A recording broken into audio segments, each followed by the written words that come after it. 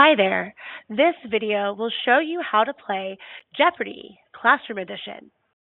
Jeopardy! Is one of the most popular TV game shows that has been around for many, many years. It usually features the smartest people around that know some pretty cool random facts. But this Jeopardy! Game is going to be based on what you've learned recently in your class. Let's take a look. The first thing you'll see when you start playing Jeopardy! Is the Jeopardy! Board. It will have 5 topics and $5 amounts for you to choose from for each question category.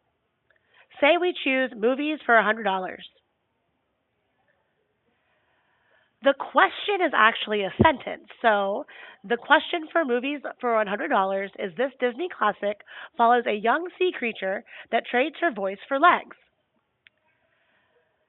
As your answer, you need to answer it as a question. So to answer that question, you would say, "What is the Little Mermaid?" So you will always answer the question in question form, which I know can be confusing, but you will say what or who is, and then state the person. After the entire board has been cleared and all the questions have been answered, you will do a Final Jeopardy question where you can bet as much money as you have available to bet. Our topic for Final Jeopardy is streamers.